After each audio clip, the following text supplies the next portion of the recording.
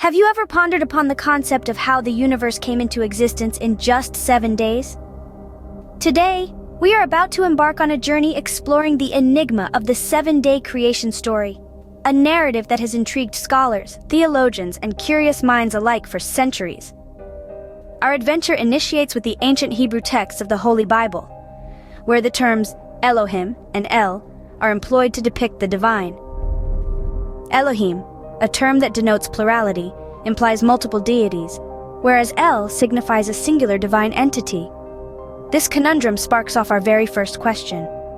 How does a singular omnipotent entity translate into a plurality of gods? Moreover, the notion of an omnipresent, invincible creator needing rest is rather baffling. Could a force of such immense magnitude, comparable to a hurricane or tsunami in full swing, truly need to rest? It's a paradox that challenges our comprehension of the divine. Fasten your seatbelts as we journey through the creation story day by day to decode its mysteries and inconsistencies. As we conclude, remember, the Creator is undefeated, boldly displayed as an affirmation of the divine power that exists in our universe. The creation begins with God creating light, separating it from darkness, and then creating the sky as a divider between the waters. Now let's unpack this a bit. Imagine a blank canvas. Nothing on it but emptiness. Suddenly there's light. It's not emanating from a star or a bulb, but simply exists. This light, God separated from darkness, giving birth to the concept of day and night. Next, we have the creation of the sky, an expanse to separate the waters. Waters above, waters below, and in between the sky. It's as if the world is enveloped in a giant cosmic bubble. But here's where things get interesting. This light, this day and night cycle, it all exists before the creation of the sun, the moon, or the stars. Traditional light sources that we know of are yet to be created. But hold on, how does light exist without the sun, moon, or stars? On the third day, God creates land, seas, and all plant life. Imagine, if you will, the birth of botanical life. From the fertile earth spring forth all manner of trees, plants, and seed-bearing vegetation. It's a veritable explosion of green, a botanical bonanza. But here's where things get a bit puzzling.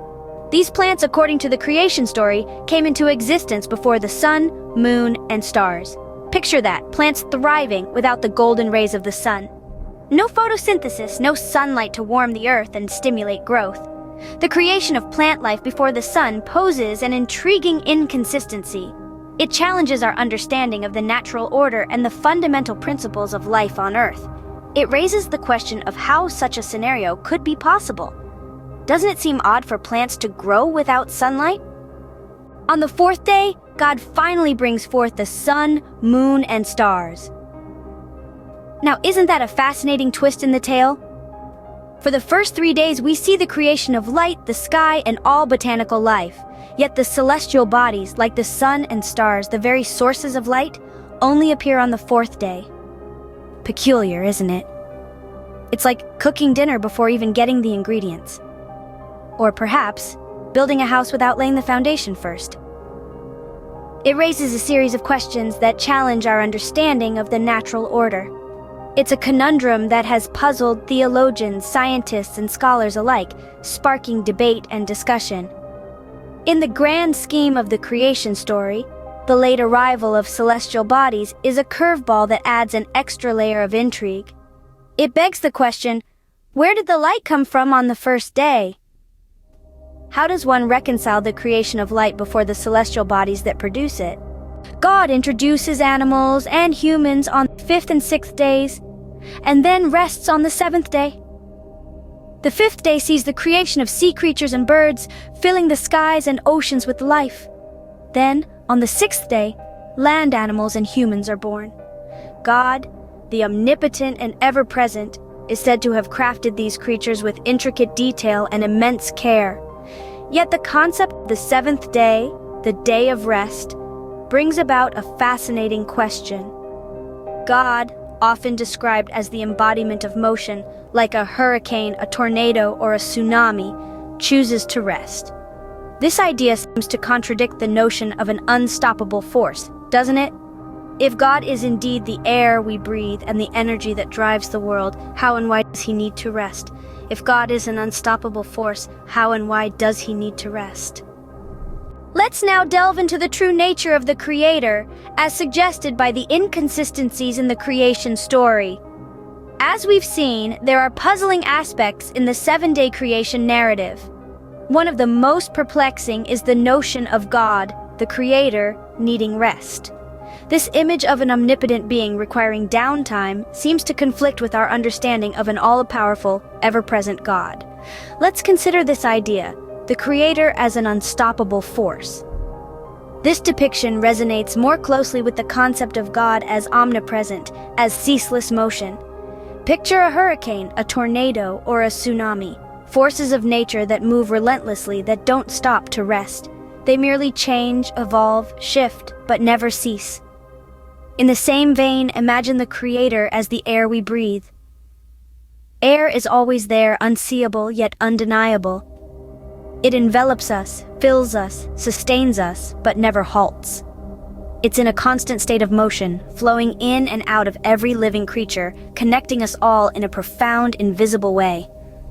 This image of the Creator aligns more with the use of Elohim, a plural term used in the original Hebrew text of the Bible, rather than El, which implies singularity. The suggestion here is of a Creator that is not just one entity, but a collective force, permeating everything, present in all aspects of creation.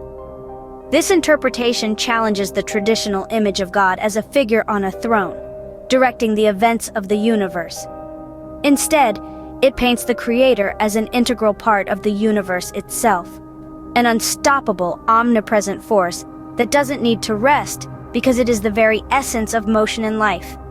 This perspective is not about debunking beliefs or rejecting tradition, but about expanding our understanding, embracing the mystery, and seeing the divine in every breath we take. So, perhaps the Creator isn't a figure on a throne, but the very air we breathe. We've explored the seven-day creation story, and it's clear there are some intriguing inconsistencies.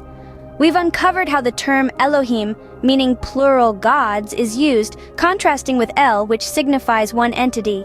We've delved into the curious order of creation, where fruit, trees, and seed-bearing food were supposedly fashioned on day 3, yet the sun, moon, and stars, essential for photosynthesis, didn't make an appearance until day 4. We've questioned the concept of an ever-present Creator ceasing action, when the very nature of creation is constant motion, much like a hurricane or a tsunami. And we've challenged the notion that God needed rest after sculpting the universe, suggesting instead that the Creator is as unstoppable as the air we breathe, not confined to a throne, but present in every breath we take. The Creator, it seems, might be more complex and profound than the traditional narratives have led us to believe. It's a topic that certainly warrants further exploration and understanding. The Creator is undefeated. Like, subscribe, and share.